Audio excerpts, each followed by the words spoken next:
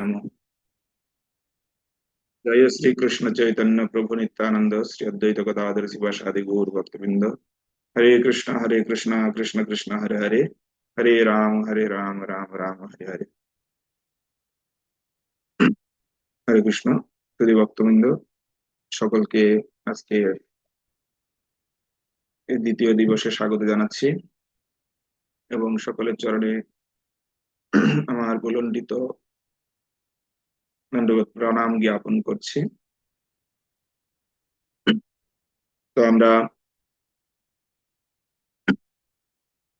ভক্তি রসামৃত সিন্ধু ছিল রূপ গোস্বামী পাদের কৃপায় ভক্তি রসামৃত সিন্ধু গ্রন্থ অধ্যয়ন করার চেষ্টা করছি।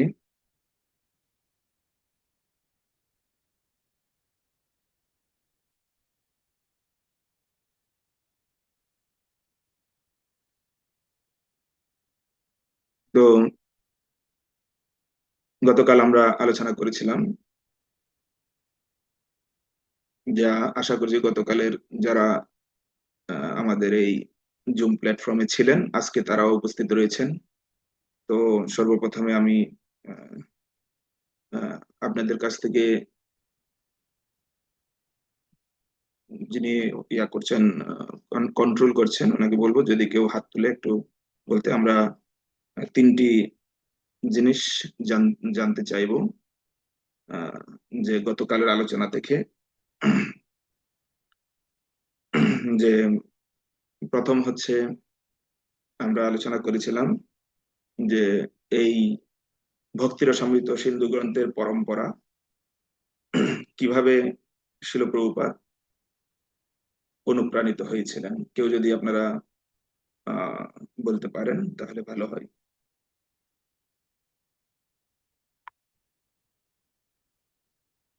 কেউ আছেন বলতে পারবেন যে কিভাবে শিল প্রভুপাদ এই ভক্তি রসামৃত সিন্ধু গ্রন্থতে অনুপ্রাণিত হয়েছিলেন।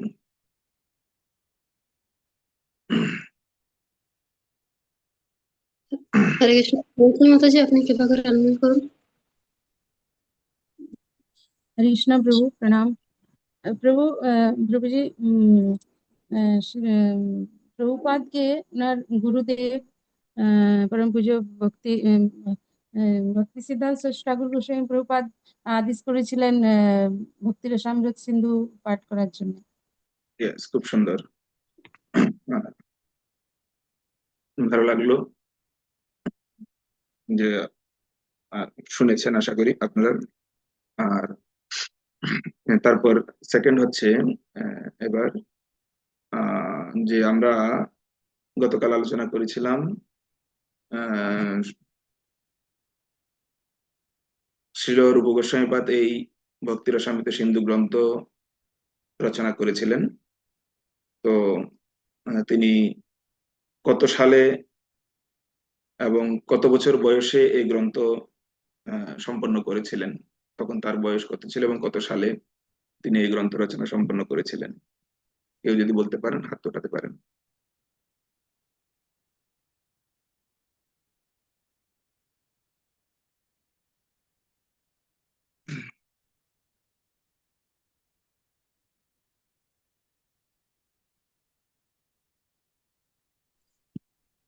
তো মৌসুমী মাতাজি একটু উত্তর দিয়েছে, আপনারা আরো কেউ যদি কোনো উত্তর দিতে চান তাহলে হ্যান্ড রেজ করবেন দয়া করে। আচ্ছা, মৌসুমী মাতাজি বলুন। হ্যাঁ, হরে কৃষ্ণ প্রভু। ক্ষমা চাইছি প্রভু, সালটা মানে লিখে রাখতে পারিনি, মুখস্থ হয়নি। কিন্তু প্রভু যখন উনি 65 বছরের বৃদ্ধ বয়সে ছিলেন তখন এই গ্রন্থটি রচনা করেছিলেন।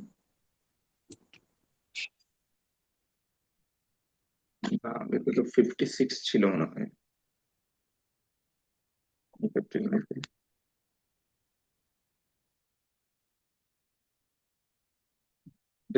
ছিল, 65 নয়। 56 বছর বয়সে 1545 সালে। যাই হোক, এটা একটু হার্ড ছিল, যে একদম যারা খুবই দৃঢ়ভাবে শুনেছেন অথবা নোট করেছেন তারাই বলতে পারবেন, সেজন্য। তো আরেকটা হচ্ছে খুবই সহজ কমন প্রশ্ন, 3 নাম্বার। সেটা হচ্ছে আহ, চৈতন্য মহাপ্রভু রূপ গোস্বামী পাদকে নির্দেশ দিয়েছিলেন, সেই নির্দেশনাগুলি কি কি, কেউ যদি বলতে পারেন।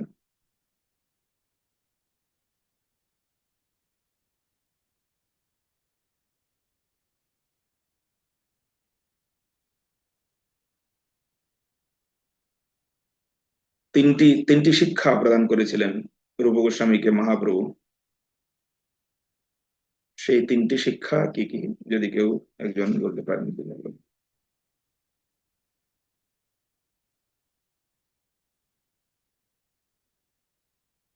হরে কৃষ্ণ প্রভু। তো এটা থেকে হ্যান্ড রেজ করেনি, আমি বলে দেবো। ওই একটা কে উঠেছে, জি স্যার। ঋষিরাজ প্রভু, ওনাকে আনমিউট করে দেন। হরে কৃষ্ণ প্রভু, ধন্যবাদ প্রণাম। প্রভু।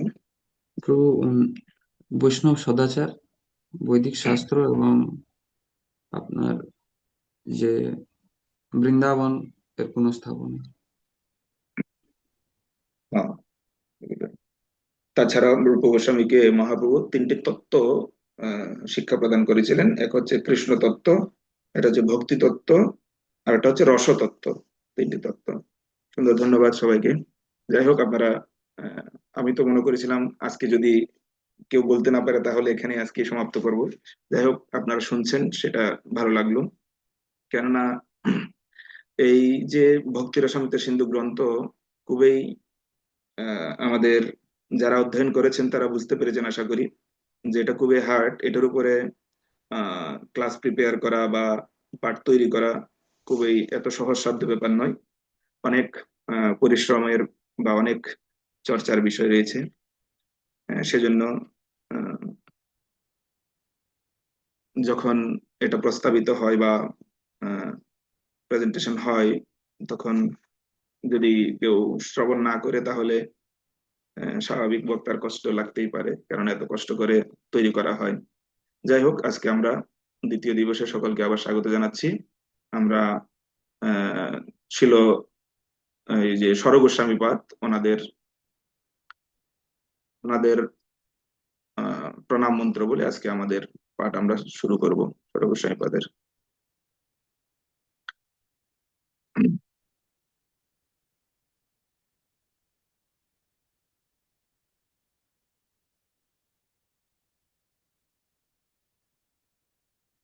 কি করে আনা যায়?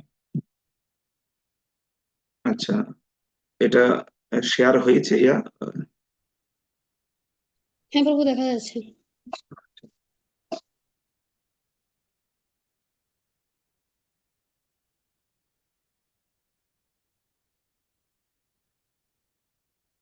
ডিজাইন করেছে। নানা শাস্ত্র বিচারণৈক নিপুণ, সদ্ধর্ম সংস্থাপক, লোকানাং হিতকারিণো ত্রিভুবনে, মন্য শরণ্যাকরো, রাধা কৃষ্ণ পদারবিন্দ, ভজনানন্দেন মত্তালিকো, বন্দে রূপ সনাতন রঘুযুগ, শ্রীজীব গোপালক। জয় সর গোস্বামী গণ কি জয়।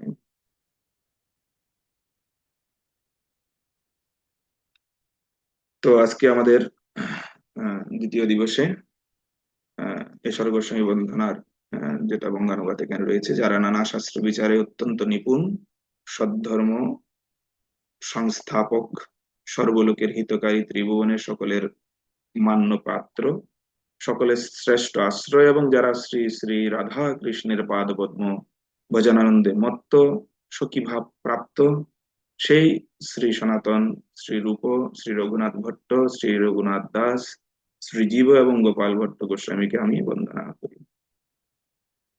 তো ভক্তি বেদান্ত সিন্ধু গ্রন্থে আমরা গতকাল শুধুমাত্র ভূমিকাটাই আলোচনা করতে পেরেছিলাম। আমি মনে করেছিলাম ভূমিকা এবং প্রস্তাবনা একসাথে দুটোই কালকে আলোচনা করব। যাই হোক, আমার কিছু কাজ ছিল বলে কালকে আর আমরা তাড়াতাড়ি সমাপ্ত করেছি। তো আজকে আমরা প্রস্তাবনা আলোচনা করব। যদি সময় হয় তাহলে আমরা গ্রন্থে প্রবেশ করব আজকে, প্রথম অধ্যায়ে। তো প্রস্তাবনাতে আমরা দেখতে পাই শিল প্রভুপাদ খুব সুন্দরভাবে এই গ্রন্থে প্রস্তাবনাতে উল্লেখ বর্ণনা করেছেন। মঙ্গলাচরণের মাধ্যমে প্রথমে মঙ্গলাচরণে তিনি প্রথমে তিনটি ভাগে এই মঙ্গলাচরণকে বিশ্লেষণ করেছেন। তো আজকে আমরা আলোচনা করব মঙ্গলাচরণ যে তিনটি ভাগ, একটা হচ্ছে বস্তু নির্দেশ, একটা হচ্ছে আশীর্বাদ, এবং তিন হচ্ছে নমস্কার। তো তারপর ভক্তিরসামৃত সিন্ধু গ্রন্থের রূপরেখা এবং শুদ্ধ ভক্তির সংজ্ঞা, অর্থাৎ উত্তম ভক্তি এবং বা অনন্য ভক্তির সংজ্ঞা শিল প্রভুপাদ এখানে এই প্রস্তাবনাতে তিনি ব্যাখ্যা করেছেন, সেটা আমরা আলোচনা করব। তো মঙ্গলাচরণে প্রথমে আহ এখানে শিল প্রভুপাদ, যদিও আমাদের এটা আহ এভাবে শ্লোক আকারে প্রভুপাদ রচনা করেননি, কিন্তু ভক্তিরসামৃত সিন্ধু গ্রন্থ যেটা রূপ গোস্বামীপাদ রচনা করেছেন সেটা সম্পূর্ণ শ্লোক আকারে রয়েছে। তো সেখানে মঙ্গলাচরণের শ্লোকে এই শ্লোকটি রয়েছে: অখিল রসামৃত মূর্তি শ্রীমরু চিরুদ্ধ তারকা পালি কলিত শ্যামা ললিত রাধা প্রেয়ান বিধুর্জয়তি। এখানে এই শ্লোকের যে অর্থ সেটা হচ্ছে, যিনি সমস্ত চিন্ময় রসের আশ্রয় রূপ পরমানন্দের মূর্ত বিগ্রহ, যাহার শ্রী বিগ্রহ হতে অবিরত বিচ্ছরিত কান্তিমালা তারকা ও পালিকা নাম্নী গোপিকাদেরকে বশীভূত করিয়াছেন, যিনি শ্যামলা ও ললিতা নাম্নী অপর দুই গোপীকে আত্মসাৎ করিয়াছেন, সেই শ্রী রাধা প্রাণ শ্রীকৃষ্ণচন্দ্র নিত্যকাল জয়যুক্ত হোক। এভাবে রূপ গোস্বামীপাদ কৃষ্ণের গ্লোরিফিকেশন করে এই প্রণাম মন্ত্রের মাধ্যমে তিনি মঙ্গলাচরণ করেছেন। তো এখানে এই শ্লোকে মঙ্গলাচরণে আমরা দেখতে পাই যে অখিল সরি কি নাম অখিল রসামৃত মূর্তি, অখিল রসামৃত মূর্তি অর্থাৎ কৃষ্ণ হচ্ছেন অখিল রসামৃত মূর্তি। কোন কৃষ্ণ? প্রেম পুরুষোত্তম কৃষ্ণ। প্রেম পুরুষোত্তম কৃষ্ণ তিনি হচ্ছেন অখিল রসামৃত মূর্তি। আর আর একটা আছে ব্রজের কৃষ্ণ, আমরা শুনেছি ব্রজের কৃষ্ণ হচ্ছে গোপীজন বল্লভ কৃষ্ণ রয়েছে, তিনি ঐশ্বর্যশালী কৃষ্ণ প্রেম লাভ করা হচ্ছে এই যে ব্রজের কৃষ্ণ, প্রেম পুরুষোত্তম কৃষ্ণ, গোপী বল্লভ গোপীজন বল্লভ কৃষ্ণ।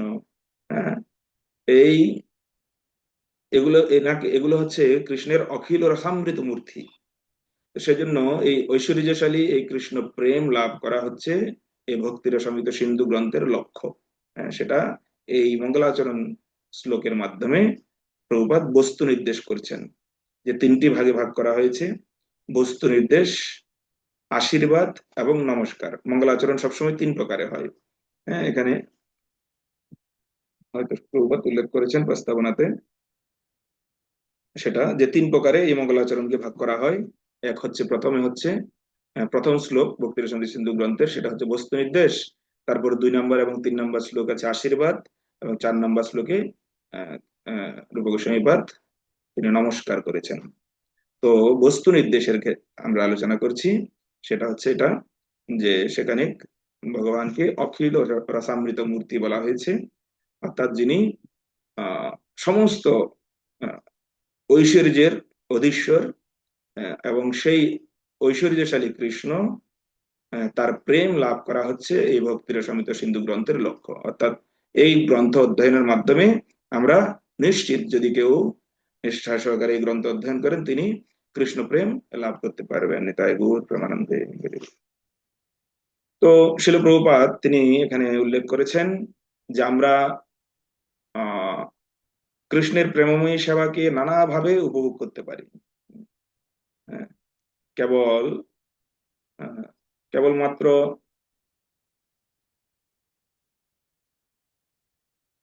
এই যে এখানে লিখেছে, সেবা বুকতে কেবলমাত্র গোপীদের প্রেমঘন আলিঙ্গনেই নয়, ভীষ্মের সঙ্গে কৃষ্ণের যুদ্ধ, যেখানে ভীষ্মের তীক্ষ্ণ বাণ কৃষ্ণের শরীর ক্ষতবিক্ষত করেছে, তাই তাই কৃষ্ণ অখিল রসামৃত মূর্তি।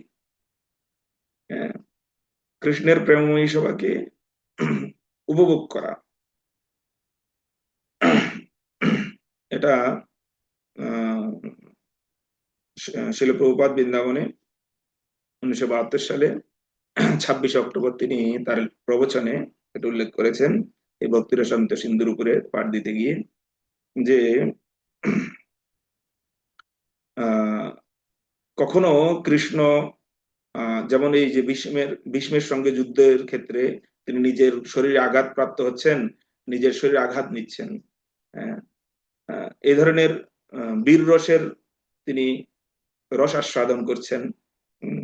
তারপর কখনো এই যে গোপীজন বল্লভ রূপে তারকা পালিকা নাম্নী গোপিকাদের সঙ্গে তাদের সাথে লীলা বিলাসে তিনি তাদেরকে বশীভূত করে সেই রস আস্বাদন করছেন, অথবা শ্যামলা ললিতা নামের গোপীদের তিনি আত্মসাৎ করে সেই রস আস্বাদন করছেন।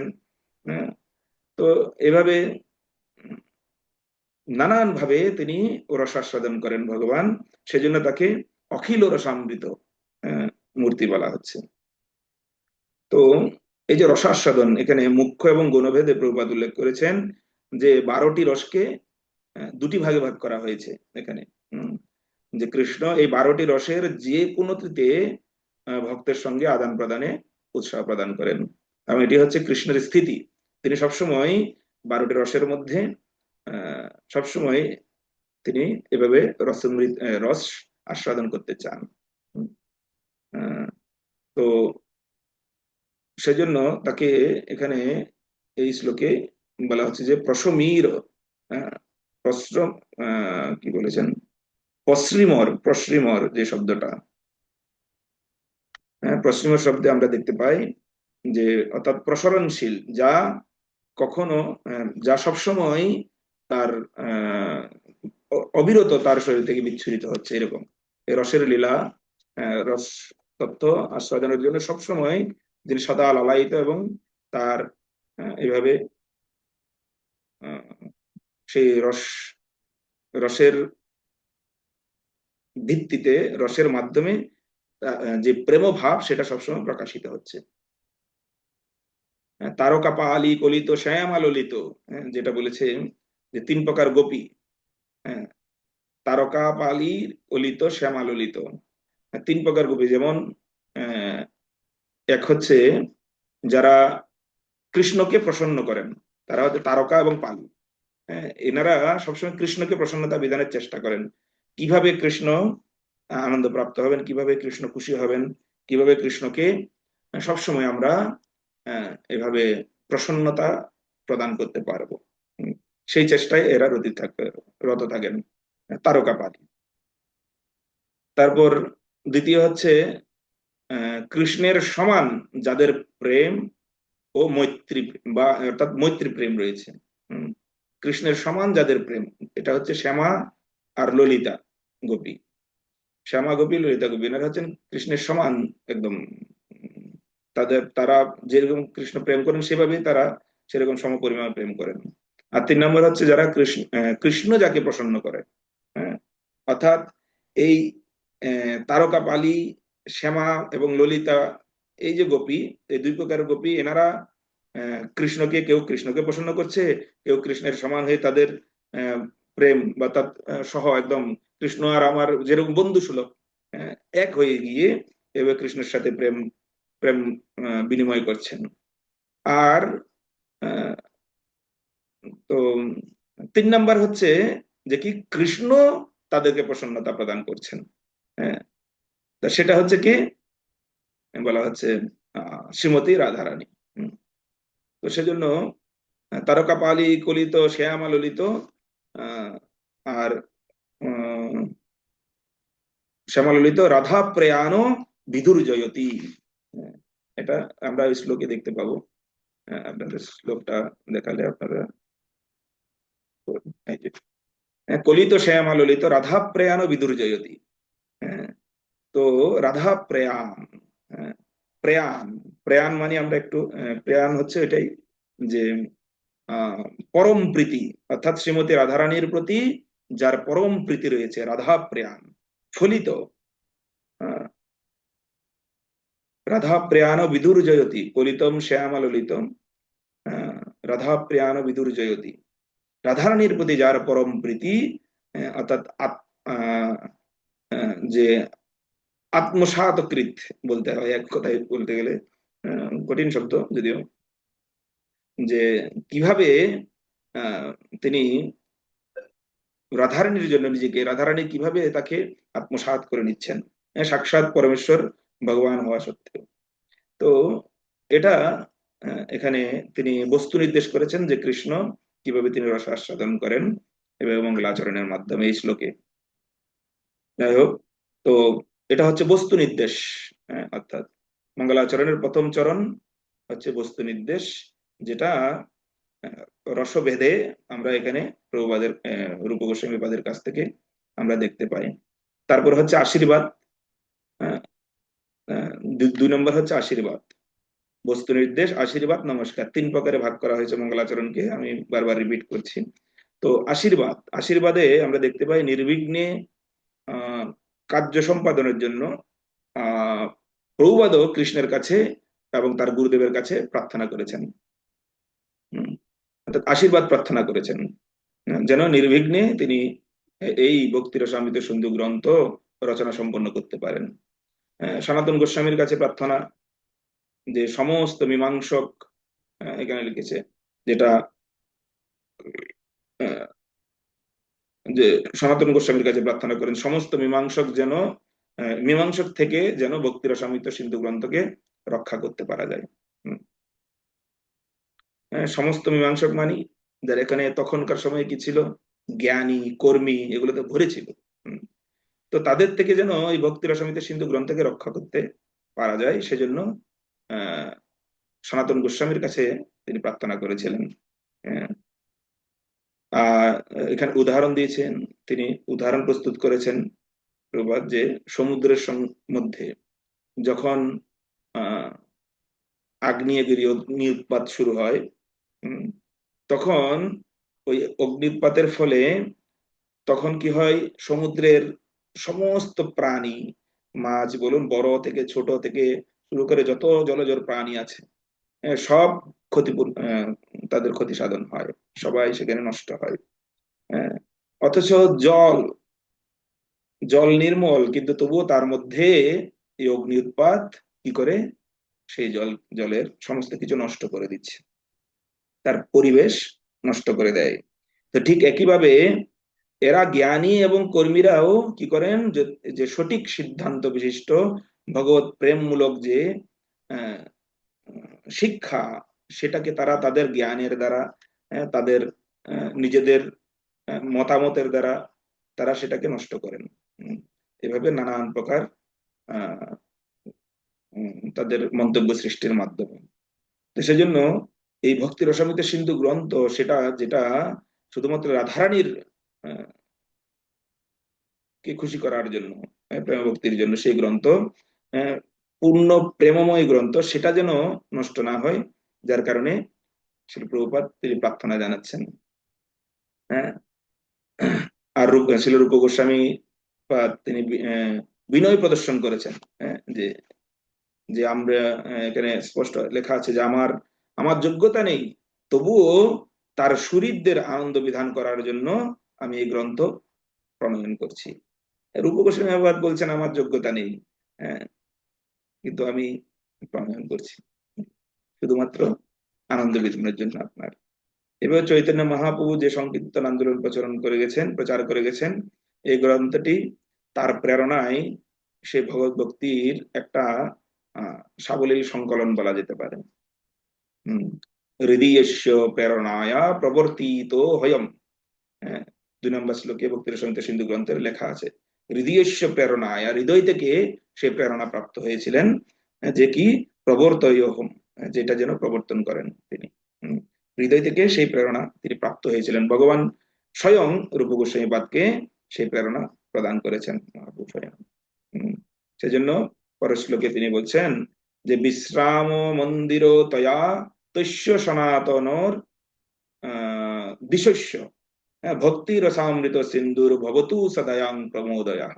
যে এই গ্রন্থ যে সনাতন গোস্বামীর জন্য একটি বিশ্রাম মন্দির তয়া, একটি বিশ্রাম অর্থাৎ বিশ্রাম করার জন্য মন্দিরের মতো। সনাতন গোস্বামীর জন্য বিশ্রাম মন্দির হচ্ছে এই ভক্তি রসামৃত সিন্ধু গ্রন্থ। অর্থাৎ কেউ যদি এই ভক্তি রসামৃত সিন্ধু গ্রন্থ অধ্যয়ন করেন তাহলে বুঝুন যে যেখানে সনাতন গোস্বামীপাদ তিনি বিশ্রাম করছেন, বিশ্রাম মন্দির সেটা। অর্থাৎ তিনি সনাতন গোস্বামী রূপ গোস্বামীপাদ তো ওনার তো কৃপা আমরা প্রাপ্ত হবই, কিন্তু সনাতন গোস্বামীরও কৃপা আমরা প্রাপ্ত হতে পারবো। সনাতন গোস্বামীর বিশ্রাম মন্দির হয়ে যেন তাকে আনন্দ প্রদান করতে পারেন। এভাবে তিনি ভক্তি রসামৃত সিন্ধু যেন তার আনন্দ বিধান করে, সেটা যেহেতু সনাতন গোস্বামীর কে খুশি করার জন্য তিনি ইয়া করেছেন। তো সেটা হচ্ছে এখানে আশীর্বাদের ইয়ার বিষয়, আলোচ্য বিষয় রয়েছে। তো এইভাবে নানান ভাবে তিনি আশীর্বাদ প্রার্থনা করেছেন শিল গোস্বামীপাদ সনাতন গোস্বামীর কাছে, চৈতন্য মহাপ্রভুর কাছে। তিনি আশীর্বাদ প্রার্থনা করেছেন মঙ্গল আচরণের মাধ্যমে। আর তিনি সতর্ক করেছেন যেন এভাবে এই গ্রন্থ অধ্যয়নের পর বা এই গ্রন্থ অধ্যয়নের মাধ্যমে ভক্তি রসামৃত সিন্ধু মাধ্যমে প্রচার করতে গিয়ে যেন আমরা সেখানে অহংকারে পতিত না হই। তারপর ভক্তি রসামৃত সিন্ধু গ্রন্থ যেন সবসময় তার আনন্দ বিধান করতে পারে। এভাবে আশীর্বাদ প্রার্থনা করেছেন। সবসময় আমাদের মনে করা উচিত যে আমরা পূর্বতম আচার্যদের ক্রিয়ানক মাত্র, তাদের পদাঙ্ক অনুসরণ করার ফলেই আমরা এই দুর্দশাদৃষ্ট জনগণের যথার্থ মঙ্গল সাধন করতে সক্ষম হব। তাই তাদের পরম্পরা অনুসারে যদি আমরা এই গ্রন্থ তাদেরকে খুশি করার জন্য রচনা করি, তাহলে গিয়ে এই গ্রন্থের সার্থকতা আমরা প্রাপ্ত হতে পারবো, যেটা প্রস্তাবনাতে শিল প্রভুপাদ উল্লেখ করেছেন। তো শিল রূপ গোস্বামীপাদের পদাঙ্ক অনুসরণ করে কৃষ্ণ ভবানিত আন্দোলনের প্রচারকদের মনোভাব এরকম হওয়া উচিত যে প্রভুপাদ এখানে মনোভাব ব্যক্ত করেছেন যে কিরকম মনোভাব হওয়া উচিত, যে আমাদের কখনোই মনে করা উচিত নয় যে আমরা মস্ত বড় প্রচারক হয়ে গেছি। পক্ষান্তরে আমাদের এখানে একটা মিসিং আছে স্লাইড। তো আমরা যেন এমন মনে না করি যে আমরা মস্ত বড় প্রচারক হয়ে গেছি। পক্ষান্তরে আমাদের এমন মনে করা উচিত যে না, শুধুমাত্র এভাবে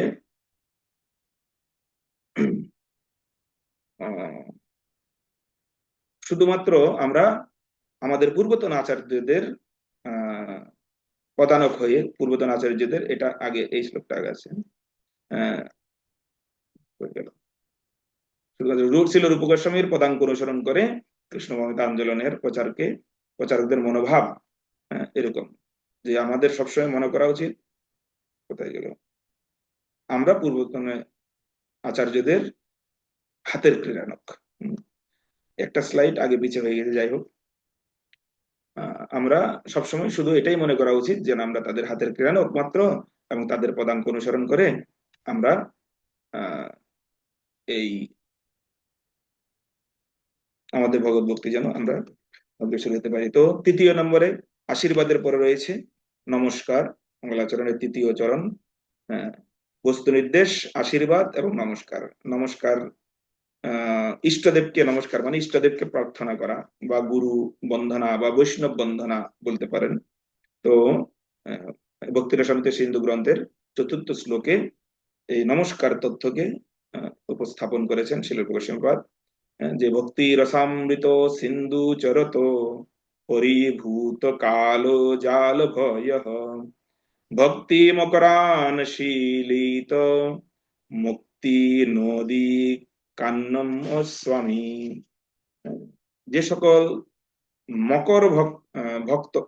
ভক্ত মকর কালরূপ জাল জনিত ভয়কে পরাভূত করত, নির্ভয়ে ভক্তি সিন্ধু সহ মিলিত মুক্তিরূপিণী নদী সকলকে অনাদর করিয়া শ্রী ভক্তির সমৃত সিন্ধুতে বিচরণ করিতেছেন, তাহাদিগকে নমস্কার করি। তো এখানে এই শ্লোকে, নমস্কারের এই শ্লোকে আমরা দেখতে পাই যে কিভাবে আহ প্রার্থনা জানাচ্ছেন, কিরকম ভক্ত মকর কাল রূপ, যে মকর অর্থাৎ ভক্তি রসে ডুবে থাকা ভক্ত। যেরকম মকর, সমুদ্রের মধ্যে মকর তারা আহ, জলের মধ্যে ডুবে থাকে, ঠিক সেরকম ভক্তদের কিরকম ওই মকরের মতো হওয়া উচিত, যে সবসময় যেন তারা ভক্তি রসে এভাবে ডুবে থাকেন। আর ভক্ত মকর কাল রূপ জাল জনিত ভয়কে, যে আর মকরের কালরূপ জাল, যে মকর যেরকম ফাঁদ পেতে থাকে, আহ, সেরকম তাদের সেই ভয় থেকে, ইয়া থেকে যেন আমরা আহ সেটা থেকেও আমরা যেন আহ সেই ভয়টাকে যেন আমরা দূর করতে পারি। হ্যাঁ, যে সমুদ্রে যেরকম ভয় থাকে, সেই ভয়টাকে যেন আমরা দূরীভূত করতে পারি, দূর করতে পারি। হ্যাঁ, সেটা একটা ব্যাপার রয়েছে। আর নির্ভয়ে ভক্তি রস, ভক্তি সিন্ধু সহ মিলিত, আহ, এই ভক্তির সাগরে যেন আমরা মিলিত হতে পারি। আর নদী, এখানে বলা হচ্ছে নদী, নদীর কথা, মুক্তি নদী কান্নম পশ্যামি। মুক্তি নদী অর্থাৎ মুক্তি লাভের বিভিন্ন উপায় রূপ যে নদী, সেই মুক্তি রূপিণী নদী সবাইকে যেন আহ আমরা অনাদর করে তাদেরকে, অর্থাৎ মুক্তির দিকে অগ্রসর না হয়ে এই কালরূপী জালের মধ্যে না ফেসে আমরা যেন শুধুমাত্র মকরের মতো ভক্তি রসে ডুবে থাকতে পারি। ভক্তরা হচ্ছে মকরের মতো, আহ, মকর মকর অর্থাৎ মৎস্যদের রাজা, মাছের রাজা হচ্ছে মকর, মকরের মত। তো কালরূপ জালজনিত ভয়কে পরাভূত করে মুক্তিরূপ নদীকে ভক্তরা গ্রাহ্য করে না। কালরূপ জনিত ভয়কে পরাভূত করে মুক্তিরূপ জনিত নদীকে ভক্তরা গ্রাহ্য করে না, ঠিক যেমন মকর নদীকে গ্রাহ্য করে না। সমুদ্রে থাকে, নদী ওর কিছুই করতে পারে না। এই মকর নদীকে গ্রাহ্য না করে তিনি সমুদ্রে থাকেন। ভক্তরাও মুক্তিকে গ্রাহ্য না করে তারা ভক্তি সমুদ্রে, অর্থাৎ এই ভক্তি রস সিন্ধু সমুদ্রে সবসময় ডুবে থাকেন। সেই জন্য যে আমাদের একটা ভজন আছে না, আর কেন মায়া জালে করিতেছ জীবমিন, একটা ভজন রচনা আছে। যাই হোক, তো সেটার জন্য আর কেন মায়া জালে করিতেছ জীবন। তো এটা হচ্ছে ভক্তদের লক্ষণ, তারা মকরের মতো। উম, তো এইভাবে যাই হোক মঙ্গলাচরণে নমস্কার করেছেন এই মকরের। মকর মানে ভক্তির রসে ডুবে থাকা ভক্ত, নদী মানে হচ্ছে মুক্তি লাভের বিভিন্ন উপায়, আর কাল হচ্ছে এই শ্লোকে সেটা হচ্ছে মায়ার জাল। হ্যাঁ, তো স- এখানে প্রভুপাদ উল্লেখ করেছেন যে কয়েকটা প্রস্তাবনা থেকে কোড, যে সমুদ্রে কখনো কখনো দিক অনুসারে 4টি ভাগে ভাগ করা হয়, পূর্ব, দক্ষিণ, উত্তর এবং পশ্চিম। তেমনি ভক্তিরসামিত সিন্ধুকেও 4টি ভাগে ভাগ করা হয়েছে। আচ্ছা, হ্যাঁ, এটা হচ্ছে ভক্তিরসামিত সিন্ধু গ্রন্থের রূপরেখা। অর্থাৎ এই গ্রন্থের রূপরেখা কিভাবে তৈরি হয়েছে সেটা এখানে প্রস্তাবনাতে প্রভুপাদ উল্লেখ করেছেন, যে যেরকম সমুদ্র 4টি দিক অনুসারে ভাগ হয়ে যায়, এই গ্রন্থকে, ভক্তিরসামিত সিন্ধু গ্রন্থকেও তিনি 4 ভাগে ভাগ করেছেন। হ্যাঁ, 4টি ভাগে বিভাজন রয়েছে, পূর্ব, দক্ষিণ, পশ্চিম, উত্তর। পূর্ব ভাগ, আবার পূর্ব ভাগকে তিনি আবার 4টি ভাগে ভাগ করেছেন, যেটাকে লহরী বলেছেন। হ্যাঁ, পূর্ব ভাগের রূপলেখা পরবর্তীতে আছে মনে হয়। হ্যাঁ, এই তো সুন্দর, 4টি ভাগে এভাবে ভাগ করেছে। যে প্রথম লহরীতে, প্রথম লহরী হচ্ছে যেমন এই যে পূর্ব, পূর্ব ভাগ হচ্ছে ভগবত ভক্তির প্রকারভেদ।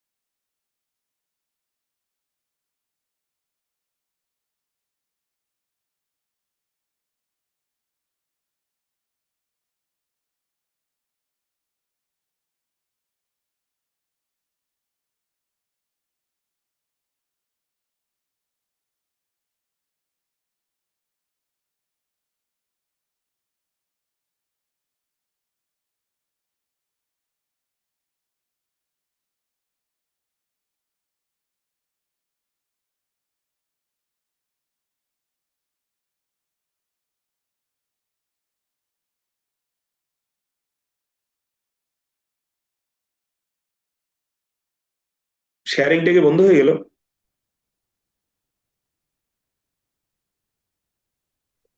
হ্যাঁ প্রভু, ইয়ে হয়েছে। নেটওয়ার্কে ডিস্টার্ব মনে হয়। যাই হোক, তো এভাবে আচ্ছা আবার করে দিতে পারি তো।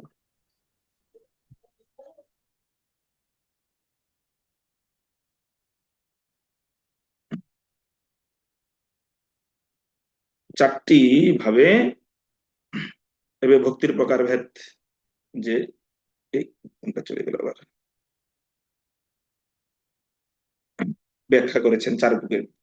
তো এইভাবে অধ্যায় অনুসারে তিনি সামান্য ভক্তি, সাধন ভক্তি, ভাব ভক্তি, প্রেম ভক্তির বর্ণনা করেছেন। তো এগুলোর অনেক বিস্তারিত বর্ণনা আছে, এগুলো 3 দিনে তো হবে না।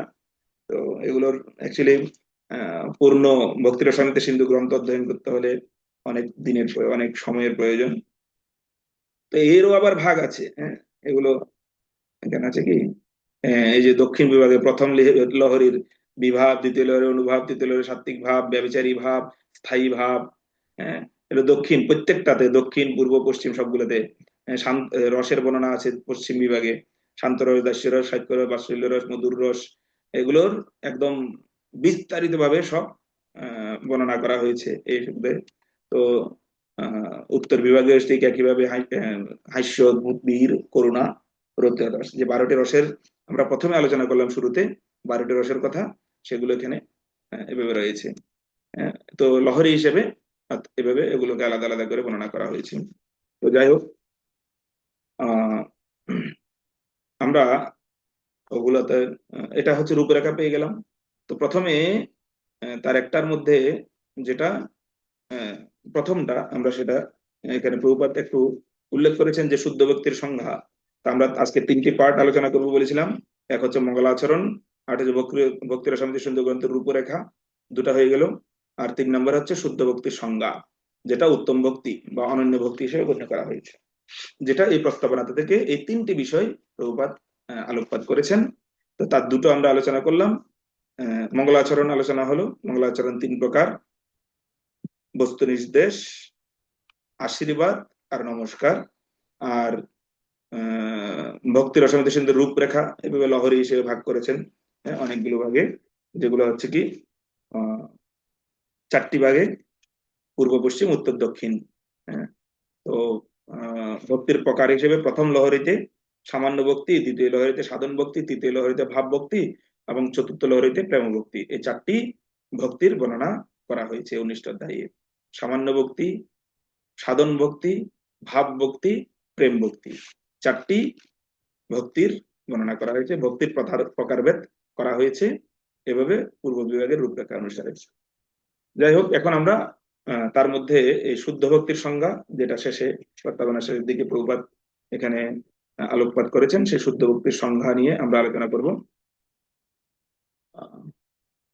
তো শুদ্ধ ভক্তির সংজ্ঞাতে শুদ্ধ ভক্তির সংজ্ঞা, যেটা উত্তম ভক্তি বা অনন্য ভক্তি হিসেবে গণ্য করা হয়েছে, সেটা হচ্ছে প্রথম লহরীতে সামান্য ভক্তির বর্ণনা করতে গিয়ে এই উত্তম ভক্তের লক্ষণ বর্ণনা করা হয়েছে।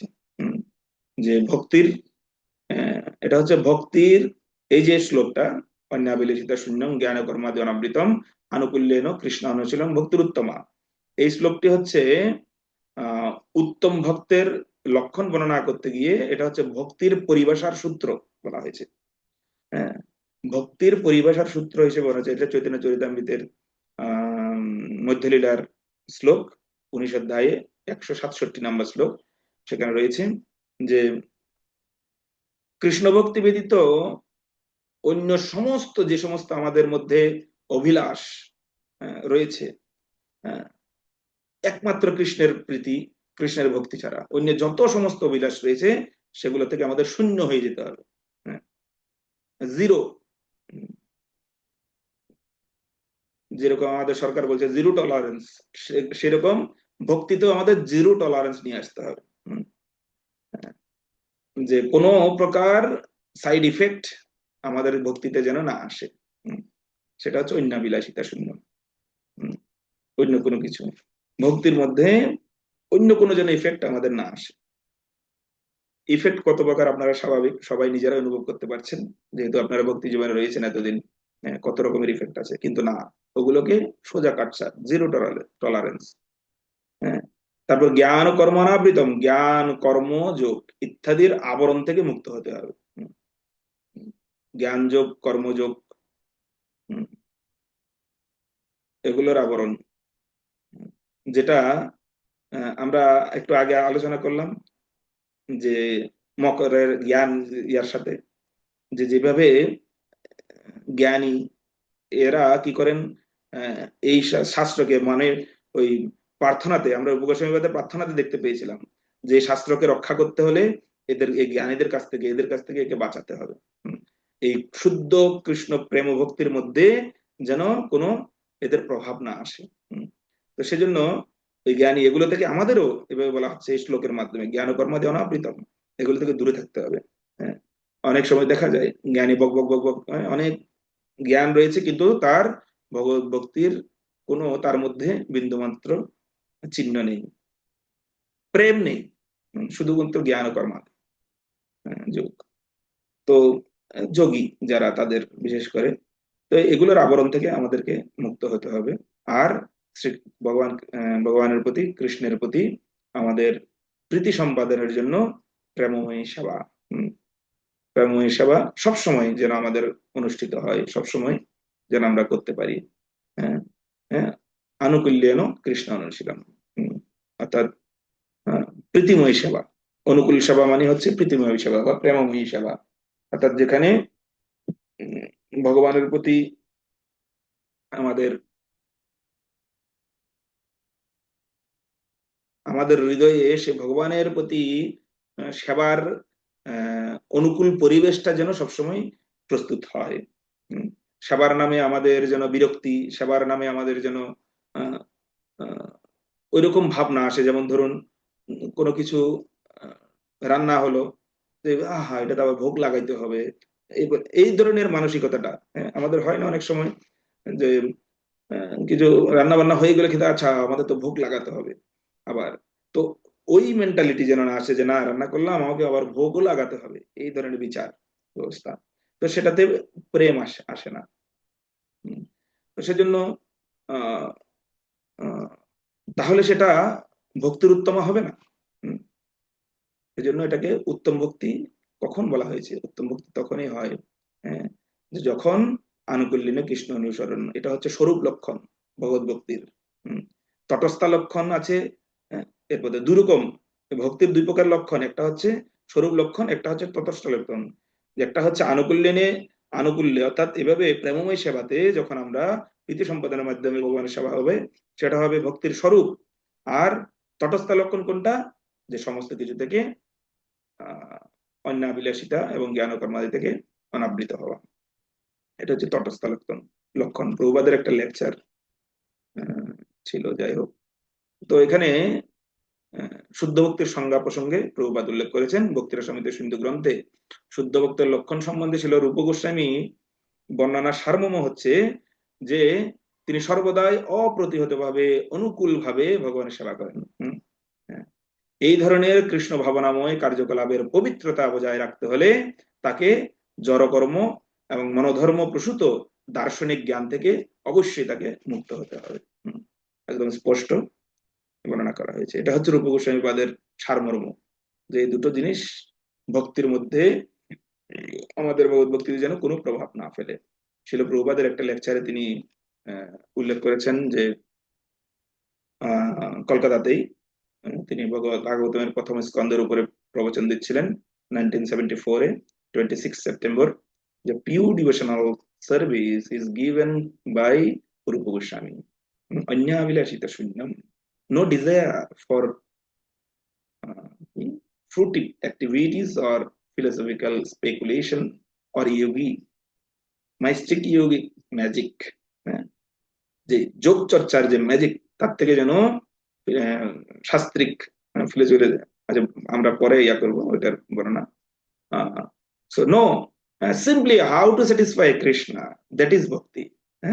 আনুকূল্যেন means what is favorable, what Krishna desire, that is first class bhakti.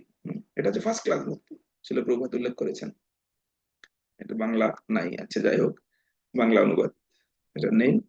আহ, যে pure devotional service is given by Rupa Goswami, শুদ্ধ ভক্তি রূপ গোস্বামী পাদ আমাদেরকে প্রদান করেছেন।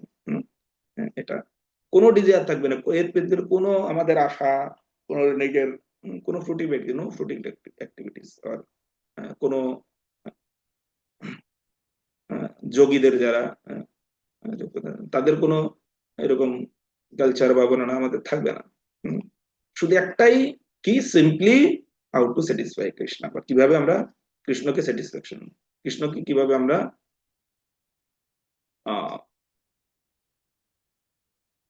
খুশি করতে পারি। এটাই হচ্ছে শুদ্ধ ভক্তির সংজ্ঞা। এই জন্য আমাদেরকে সমস্ত প্রকারের উপাধি থেকে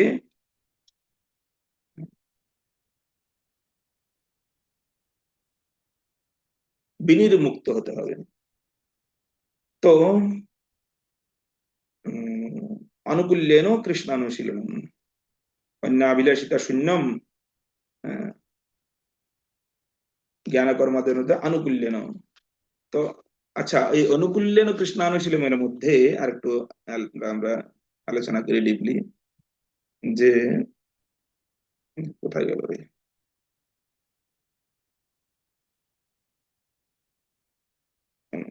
শ্লোকটা,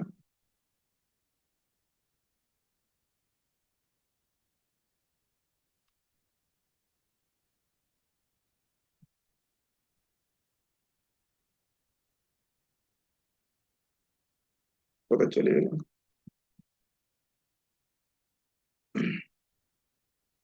আমি নিচের দিকে চলে যাচ্ছি, এটা উপরে হবে এর আগে। হ্যাঁ, এটা এখানে যে আনুকূল্যেন কৃষ্ণানুশীলন লিখেছি, আনুকূল্য আনুকূল্য ভাবটাকে একটু আমাদের, অনুকূল ভাবটাকে একটু আলোচনা করা উচিত। ওটা কি, যে এই আনুকূল্যেন এটা দুই রকমের হয়। একটা হচ্ছে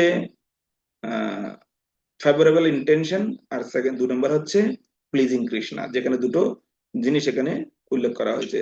ফেভারেবল ইন্টেনশন অর্থাৎ অনুকূল ভাবে ভগবানের সেবা, আর প্লিজিং কৃষ্ণা শুধু শ্রীকৃষ্ণের প্রতি প্রীতিভাব। হ্যাঁ, এটা এখানে মুখ্য শব্দ হিসেবে গণ্য হচ্ছে, অনুশব্দ। হ্যাঁ, এই 3টি অর্থ আমরা দেখতে পাই ধারাবাহিক গতিতে।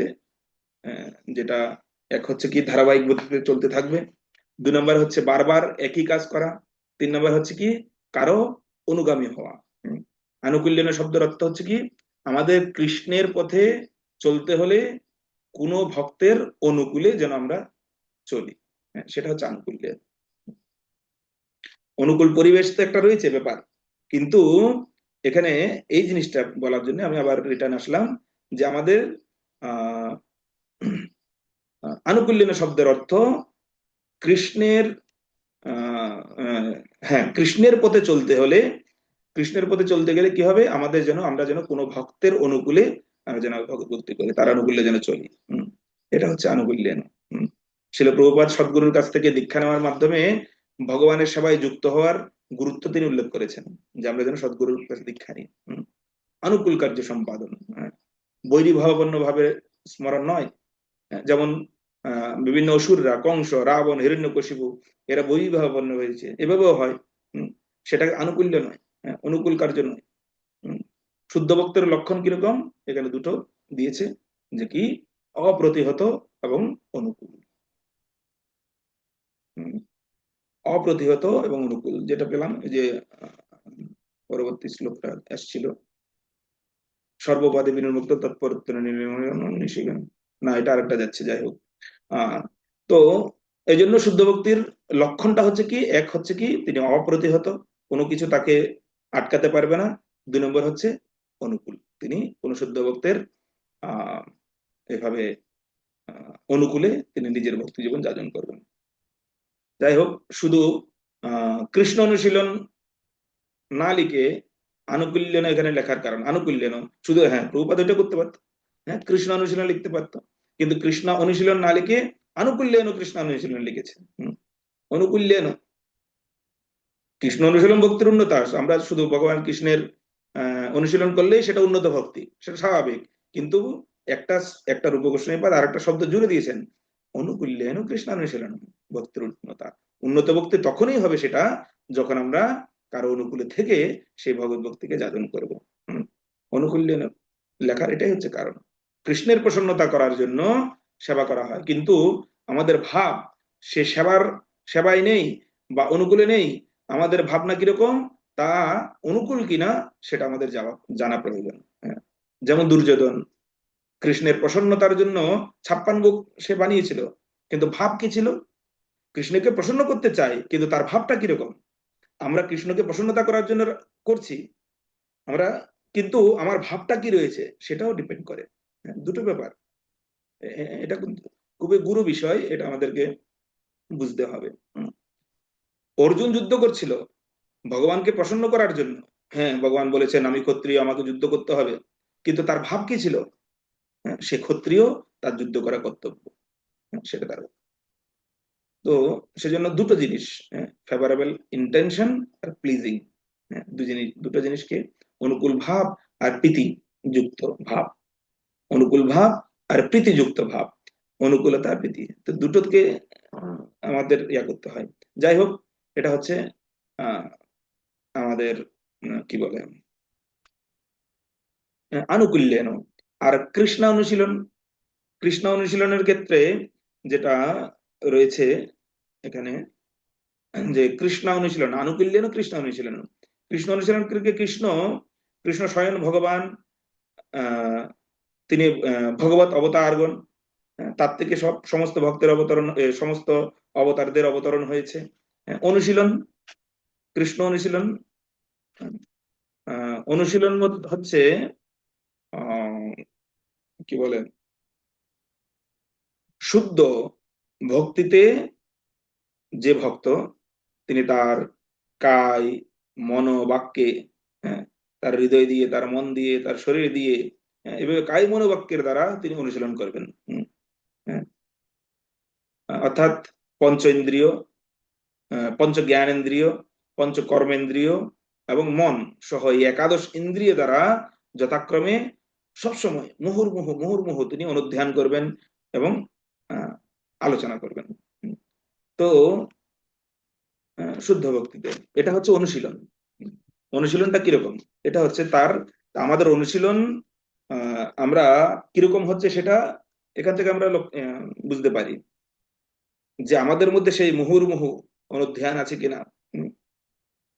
এমনিতে স্টুডেন্টদের বলেছিল বকত ধ্যানম কাক স্নানম, এই সমস্ত, যে আমাদের ধ্যান বকের মতো, আমাদের ভগবত ভক্তিতে সেরকম ধ্যান আছে কিনা, যে সবসময় আমরা এইভাবে সেবা আমাদের সেই কায় মনোবাক্যের দ্বারা, ইন্দ্রিয়গুলোর দ্বারা আমাদের উদ্যান হচ্ছে কিনা, সেটা হচ্ছে কৃষ্ণ অনুশীলনম।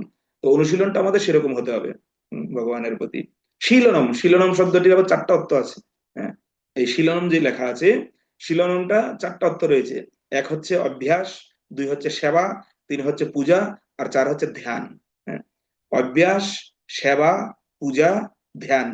হ্যাঁ, এই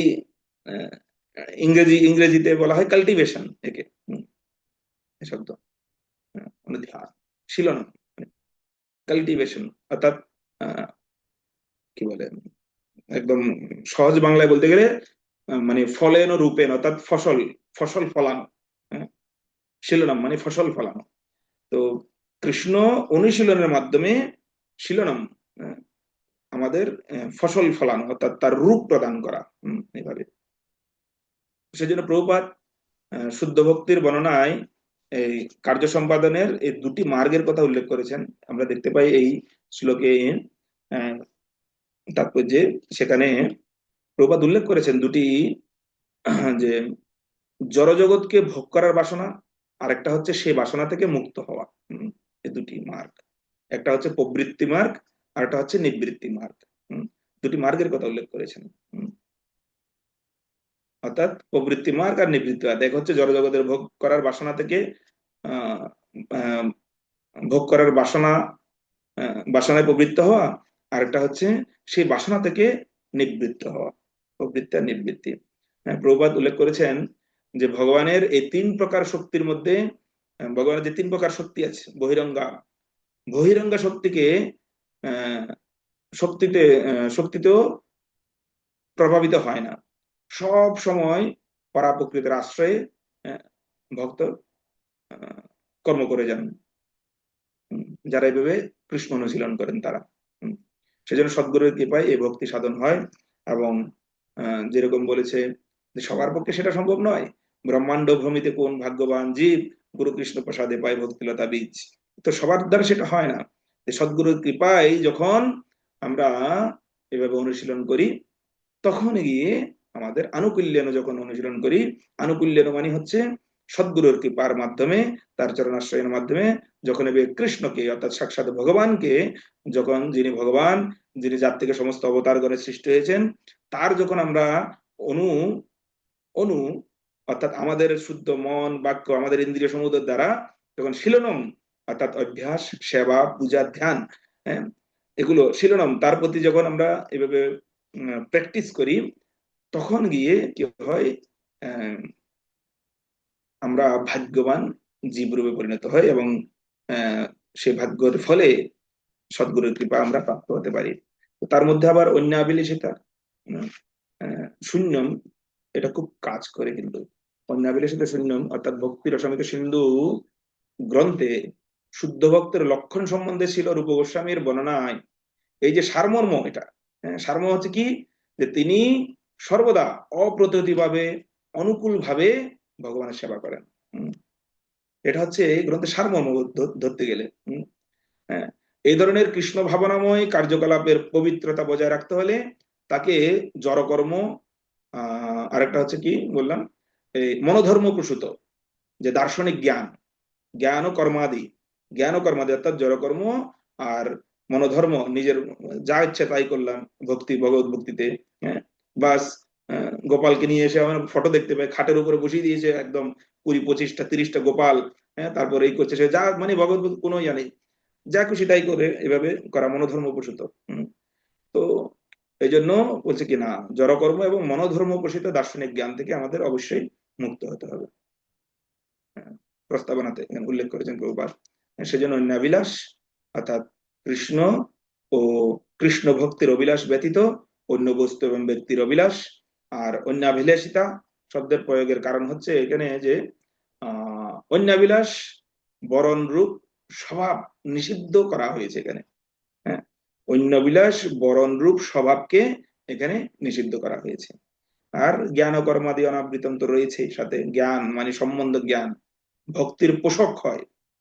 সম্বন্ধ জ্ঞান যেটা, সেটা ভক্তির পোষক, যেমন ভগবানের পূজার জ্ঞান, লীলা জ্ঞান, ভগবানের রূপ সম্বন্ধে জ্ঞান, এগুলো এগুলো ঠিক আছে, এগুলো আমাদের ভক্তির পোষক হয়, পোশাক। ভগবত ভক্তির এগুলো হচ্ছে পোশাক, মানে না, যেমন আমরা পোশাক পরে আমাদের নিজেকে সুন্দর করি, ভক্তির পোশাক হচ্ছে এগুলো, যে ভগবানের পূজার জ্ঞান, লীলার জ্ঞান, ভগবানের রূপের সম্বন্ধে জ্ঞান রাখা। কিন্তু যে জ্ঞানে তর্ক বিতর্ক রয়েছে, অন্তিমে নির্বিশেষের দিকে আমাদেরকে নিয়ে যাচ্ছে, হ্যাঁ, যেমন ভগবান নিরাকার, ভগবান শূন্য, ভগবানের জ্যোতিতে লীন হয়ে যাও, এই ধরনের বিষয়গুলি নয়। এতে জ্ঞান এইরকম 2 রকম রয়েছে। তারপর জ্ঞান হচ্ছে নির্ভেদ ব্রহ্মজ্ঞান, অর্থাৎ যে জ্ঞানে জীব এবং ঈশ্বর নিত্য ভেদ সবসময় স্বীকৃত হয় না। জীব এবং ঈশ্বরের মধ্যে যে ভেদাভেদ, সেটা সবসময় সেখানে কি বলে স্থাপিত হচ্ছে না। নির্ভেদ ব্রহ্মজ্ঞান কৃষ্ণের অনুসন্ধানের জন্য তার স্বরূপ জ্ঞান এবং কৃষ্ণ, জীব এবং জড় সম্বন্ধ জ্ঞান, এগুলো নয়, এর সম্বন্ধ জ্ঞান নয় এগুলো। কৃষ্ণ, জীব ও জড়, এর সম্বন্ধে জ্ঞান নয় এগুলো, সেই জ্ঞান নয়। কর্ম, কর্ম অনাবৃতম, জ্ঞান ও কর্ম আদি অনাবৃতম। কর্ম মানে হচ্ছে কৃষ্ণ এবং কৃষ্ণ ভক্ত সেবার জন্য কর্ম ব্যতীত অন্য কর্ম। এখানে সেই কর্ম, যে কর্মের কথা লিখেছে, এটা হচ্ছে কৃষ্ণ এবং কৃষ্ণ ভক্ত সেবার জন্য কর্ম ব্যতীত অন্য কর্ম, অর্থাৎ বনাশ্রমাচার বলতে পারেন, বনাশ্রমে থাকতে গেলে যেরকম, তারপরে যোগ, সকাম কর্ম বলতে পারেন, নিষ্কাম কর্ম বলতে পারেন, এগুলো সেই কর্মের কথা উল্লেখ করা হয়েছে। আর আদি অনাবৃতম, আদি, আদি মানে হচ্ছে আরো অনেক কিছু আছে, যেমন ফল্গু বৈরাগ্য, অষ্টাঙ্গ যোগ, সাংখ্য যোগ, এরকম নানাবিধ যোগের কথা আছে। আবৃতম অর্থাৎ শব্দ প্রয়োগের কারণ ভক্তি আবরক কর্মজ্ঞান ও ভক্তি সাধক কর্মজ্ঞান নয়। তো সেজন্য এগুলো থেকে মুক্ত হওয়ার জন্য এই যে পরবর্তী শ্লোকটা যেটা এসেছিল, এটাই হচ্ছে একমাত্র উপায়, যে কি সর্বপাদে বিনির্মুক্তম। তো এই যে জ্ঞান কর্মাদি অনাবৃতম, বারবার ভুলে যাই এটা, যে অন্যাবিলাসিতা শূন্যম জ্ঞান কর্মাদি অনাবৃতম আনুকূল্যেন কৃষ্ণ কৃষ্ণের বক্তৃত্বম, এখানে লিখেছেন যে কিরকম চৈতন্য চরিতামৃত দর্শন শ্লোকের মাধ্যমে বর্ণনা করেছে কৃষ্ণদাস কবিরাজ গোস্বামী। অন্য বাঞ্ছা অন্য পূজা ছাড়ি জ্ঞান কর্ম আনুকূল্যে সর্বেন্দ্রিয়ে কৃষ্ণয় অনুশীলন, এই শুদ্ধ ভক্তি ইহা হইতে প্রেম হয়, পঞ্চরাত্রে ভাগবতে এই লক্ষণ কয়। চৈতন্য চৈতন্য সুন্দর বর্ণনা করেছে, অন্য বাঞ্ছা অন্য পূজা ছাড়ি জ্ঞান কর্ম আনুকূল্যে সর্বেন্দ্রিয়ে কৃষ্ণ অনুশীলন। আর এই শুদ্ধ ভক্তি হইতে প্রেমা হয়।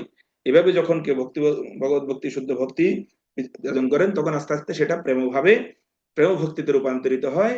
আর পঞ্চরাত্রে ভাগবতে শুধু এই লক্ষণের কথাই বর্ণনা করা হয়েছে, সেম জিনিসটা। সেজন্য অন্যাবিলাস ছাড়ি জ্ঞান কর্ম পরিহরি কায় মনে করি ভজন, সাধু সঙ্গে কৃষ্ণ সেবা না পুজিবে দেবী দেবা, এই ভক্তি পরম কারণ। এই যে দেব দেবীদের প্রতি ঝুঁক আমাদের যতক্ষণ পর্যন্ত পূর্ণতা ভগবত ভক্তিতে না আসছে, ওই দেব দেবীদের প্রতি একটা ঝোঁক আমাদের থেকেই যায়, যে পূর্ণতম, অর্থাৎ তখন এটা প্রেম ভক্তিতে যায় না, অর্থাৎ ভগবানের প্রতি পূর্ণরূপে সমর্পণটা যতক্ষণ আমরা অনুভব করতে পারি, কেন যতক্ষণ আমাদের অন্যান্য দেব দেবীদের প্রতি আমাদের আকর্ষণ রয়েছে, বিভিন্ন এর দ্বারে যখন যাই নতুন অবস্থায়। সেজন্য বলছে কি, সাধু সঙ্গে কৃষ্ণ সেবা না পুজিবে দেবী দেবা, এই ভক্তি পরম কারণ। ভক্তির পরম কারণ হচ্ছে এটা, কিন্তু আমাদের সাধু সঙ্গে যখন কৃষ্ণ সেবা হবে, তখন অন্যান্য এই দেবদেবীর পূজন আদি এগুলো থেকে আমাদের দূরে থাকতে হবে। হ্যাঁ, তো এটা হচ্ছে প্রভুপাদের উত্তম ভক্তি তত্ত্বের লক্ষণ। প্রভুপাদের উত্তম ভক্তি তত্ত্ব বিশ্লেষণ করে নারদ পঞ্চরাত্রে এই এই পরের শ্লোকটা অনুশীলন করেছে, অধ্যয়ন করা, যেটা নারদ পঞ্চরাত্রের শ্লোক, যে এটা সর্বপাদি বিনির্মুক্তম তৎপরোত্তর নির্মলম ঋষিকেন ঋষিকেশ শ্রবণম ভক্তির উচ্চতে। ওইদিকে প্রভু আছে, ওনাকে বলুন।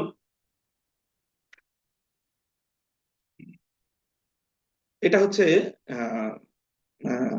প্রভুপাদ উত্তম ভক্তি তত্ত্বের বিশ্লেষণে নারদ পঞ্চরাত্রের এই শ্লোকটা উল্লেখ করেছেন, যে সর্বপাদি বিনির্মুক্তম তৎপরোত্তর নির্মলম ঋষিকেন ঋষিকেশ শ্রবণম ভক্তির উচ্চতা। অর্থাৎ এটাই কি তার অর্থ, কৃষ্ণ ভাবনায় ভাবিত হওয়ার ফলে সব রকম উপাধি থেকে মুক্ত হওয়া সম্ভব, এবং তখন এই হৃদয় সম্পূর্ণভাবে নির্মল হয়। এই অবস্থায় জীব তার শুদ্ধ ইন্দ্রিয়ের দ্বারা ভগবান শ্রীকৃষ্ণের সেবা করতে পারে। যে প্রস্তাবনাতে এখানে আছে সর্বপাদি বিনির্মুক্তম, যেটা অর্থাৎ সেবা সেবা আমাদের কৃষ্ণ সম্বন্ধে ব্যতীত অন্য কোনো বিশেষণ দ্বারা বিশেষিত হবে না। আমাদের সেবাটা মানে যখন কৃষ্ণের জন্য করা হচ্ছে না, তাহলে সেটা সেবা আমরা বলতে পারবো না। যখন কৃষ্ণের জন্যই করবো, তখনই সেটা সেবা হবে। যে না, এখানে বলে না যে না আমরা কি বলে জনতা জনার্দনের সেবা, অথবা এই এরকম নানা বিধ বর্ণনা করা হয়, কিন্তু না, সেটাকে সেবা বলা যাবে না। সেবা কখন হবে? যখন সেটা কৃষ্ণ সম্বন্ধে ব্যতীত কৃষ্ণ সম্বন্ধীয় হবে। তো সেজন্য যে সেবা কৃষ্ণ সম্বন্ধ ব্যতীত অন্য কোনো বিশেষণ দ্বারা বিশেষিত হবে না, সেটা সর্ববাদী বিনির্মুক্তম, কোনো উপাধি থাকবে না সেখানে সেবাটাতে। সেটা শুধুমাত্র কৃষ্ণ সেবা।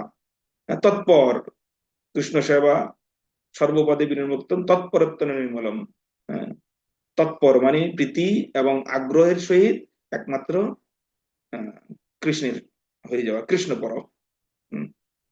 অর্থাৎ প্রীতি এবং আত্মর জন্য তৎপর মানে আমাদের জন্য সেই তৎপরতা, আমাদের জন্য সেই প্রীতি থাকে, সে আগ্রহতা থাকে, সেটা হচ্ছে আগ্রহের সহিত। আবার তৎপরত্ব মানে হচ্ছে আনুকূল্য। তৎপরত্বেন তৎপরত্বেন অর্থাৎ মানে হচ্ছে তৎপরত্ব মানে হচ্ছে অনুকূলে নির্মল, অর্থাৎ জ্ঞান কর্মাদি দ্বারা এখানে এখানে কোনো স্থানেই নেই। এটা তো সেম জিনিসটা, তৎপরত্বেন অর্থাৎ হচ্ছে আনুকূলে, আর নির্মলম মানে হচ্ছে এখানে জ্ঞান কর্মাদির কোনো ইয়া নেই, ধারে কাছে নেই, অর্থাৎ এটা থেকে অনাবৃত। সেই জিনিসটা এখানে আসছে।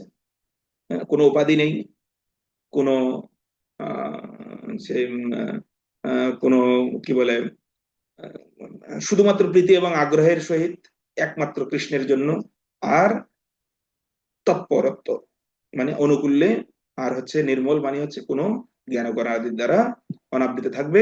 আর ঋষিক, ঋষিক মানে হচ্ছে যারা ঋষিক অর্থাৎ ইন্দ্রিয়ের দ্বারা সেবা, অর্থাৎ ইন্দ্রিয় দ্বারা অনুশীলন করা। এটা হচ্ছে ঋষিকেন, ঋষিকেন ইন্দ্রিয়ের দ্বারা অনুশীলন, আর এটাকে সেবাং ভক্তির উচ্চতে, এটাকে বলা হচ্ছে উচ্চ ভক্তি। যাই হোক, অনেক আমাদের টাইম তো অনেক হয়ে গেল আজকে। এগুলো আমরা পড়লাম। কৃষ্ণ ভাবিত হওয়ার ফলে সব রকম উপাধি থেকে মুক্ত হওয়া সম্ভব, তখন এই হৃদয় পূর্ণরূপে নির্মল হয়। এই অবস্থায় জীব তার শুদ্ধ ইন্দ্রিয়ের দ্বারা ভগবান শ্রীকৃষ্ণের সেবা করতে পারেন।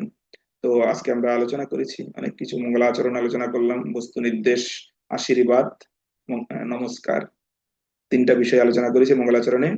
তারপর শুদ্ধ ভক্তির সংজ্ঞা আমরা আলোচনা করেছি, শুদ্ধ ভক্তির সংজ্ঞা আলোচনা করেছি।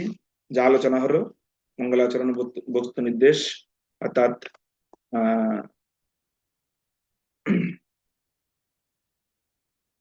আর কি বলে কৃষ্ণের সমস্ত রসের আধার, আশীর্বাদ, প্রার্থনা, প্রচারে যেন অহংকারী না হই, নমস্কার অর্থাৎ মকর সদৃশ ভক্তদের নমস্কার জানালেন। তারপর এভাবে না বস্তু নির্দেশ করলেন মঙ্গলাচরণে, অর্থাৎ কৃষ্ণ সমস্ত রসের আধার, তিনি একমাত্র সমস্ত রস আস্বাদন করতে পারেন। তারপর আশীর্বাদ প্রার্থনা করলেন যেন আমি প্রচারে অহংকারী হয়ে না যাই, আমি যেন শুধুমাত্র পূর্বতন আচার্যদের পদাঙ্ক অনুসরণ করে আমি যেন চলতে পারি।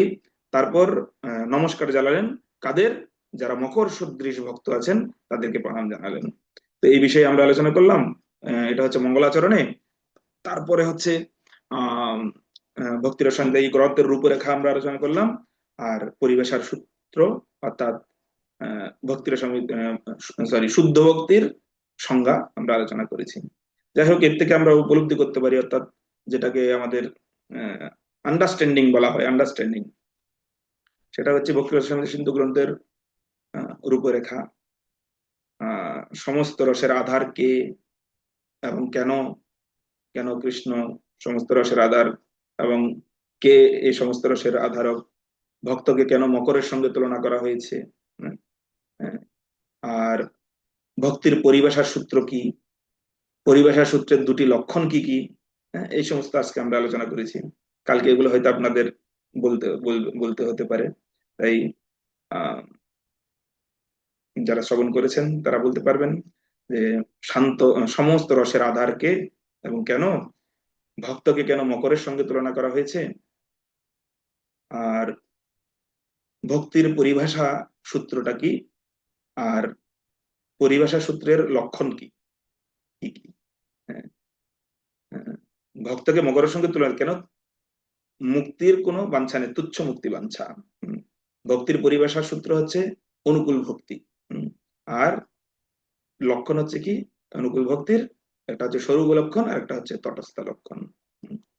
তো এই সমস্ত রসের আধার হচ্ছেন কৃষ্ণ, এবং যেহেতু তিনি সমস্ত রস অবতারদের অবতার, যার থেকে সমস্ত অবতারের অবতরণ করেন, তো যার কারণে আমরা তার শুদ্ধ ভক্তিতে শুধুমাত্র যুক্ত হতে পারি, কোন রকম উপাধি ছাড়া, কোন রকম অন্যান্য আনুষঙ্গিক আবরণ ছাড়া। যাই হোক, তো আজকে আমরা এখানেই সমাপ্ত করছি এই প্রস্তাবনা। আজকে আমরা প্রবাদের শেষের দিকে চলে এসেছি। আশা করি আমরা সব প্রস্তাবনা থেকে, সব জায়গা থেকে একটু একটু করে টাচ করতে পেরেছি। এই যে অনেক বিস্তার আছে, অতটা তো সম্ভব নয় অল্প সময়ে। যাই হোক, তবুও প্রস্তাবনার পরপরেই এই গ্রন্থে সুন্দর আহ, এই আমাদের গোস্বামীগণের ছবি প্রদান করা হয়েছে। তারপর এখানে আছে শিলরূপ গোস্বামীর সমাধি মন্দির রয়েছে রূপ গোস্বামী পাদের। দেখা যাচ্ছে না হয়তো সঠিকভাবে। যাই হোক, তারপর যাদের কাছে গ্রন্থ আছে তারা নিশ্চয়ই দেখতে পাচ্ছেন। আহ, এবং পঞ্চদত্তের ছবি। তারপর আবার যেহেতু লীলার কথা আলোচনা হয়েছে, তাই যশোদা মায়ের এই বাৎসল্যের সে যে মা যশোদা কৃষ্ণকে দৌড়া দৌড়া ধরার চেষ্টা করছেন, সেই ছবি রয়েছে সুন্দর। আপনাদের গ্রন্থ আপনারা উপলব্ধি করতে পারেন। কৃষ্ণ বলরাম গোচারণে যাচ্ছেন। তো অনেকগুলো এইভাবে ছবি প্রদান করা হয়েছে, খুব সুন্দর ছবি। যাই হোক, হরে কৃষ্ণ কৃষ্ণ কৃষ্ণ হরে হরে, হরে রাম রাম রাম হরে হরে। সকলকে ধন্যবাদ। আহ হরে কৃষ্ণ প্রভু, অসংখ্য অসংখ্য ধন্যবাদ এত সুন্দরভাবে ভক্তি রসামৃত সিন্ধু ব্যাখ্যা করার জন্য। তো শুধু ভক্তবৃন্দ, আপনাদের যদি কোনো কোশ্চেন থাকে তো আপনারা হ্যান্ড রেজ করতে পারেন।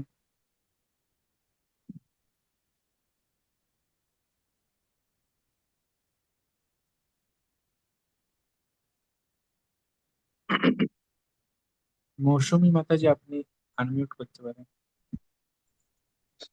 হরে কৃষ্ণ প্রভু, প্রণাম প্রভু। স্বরূপ লক্ষণ আর ততস্থ লক্ষণের মধ্যে কি বললেন, এটা একটু দয়া করে বললে ভালো হতো।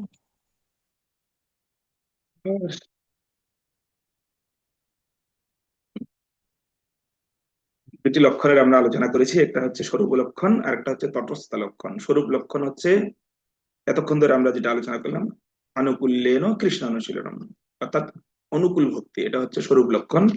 আর তটস্থ লক্ষণ হচ্ছে কি, অন্যাবিলাসিতা শূন্যম জ্ঞান কর্মাদি অনাবৃতম। এই শ্লোকটার দুটো পার্ট, একটা হচ্ছে স্বরূপ লক্ষণ, একটা হচ্ছে তটস্থ লক্ষণ। বুঝতে পারলেন? বিস্তারিত আমরা আলোচনা করলাম প্রভুপাদের লেকচার মাধ্যমে, পুরো একটা একটা পার্ট করে করে।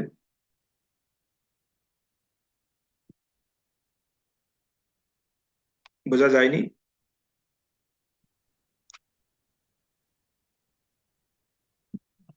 এরপরে না গেলে তো আবার পুরো ক্লাস শুনতে হবে তাহলে। হরে কৃষ্ণ। আর কারো যদি কোনো কোশ্চেন থাকে তো আপনারা হ্যান্ড রেজ করতে পারেন।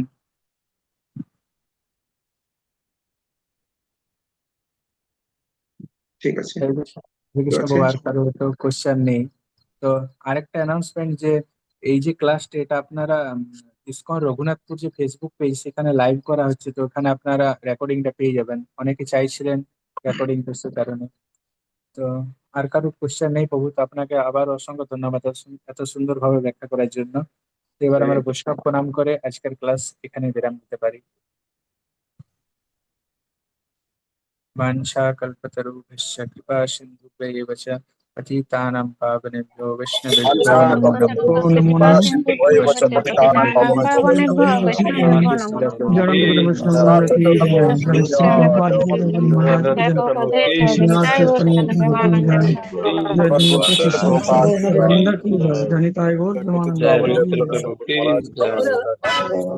जय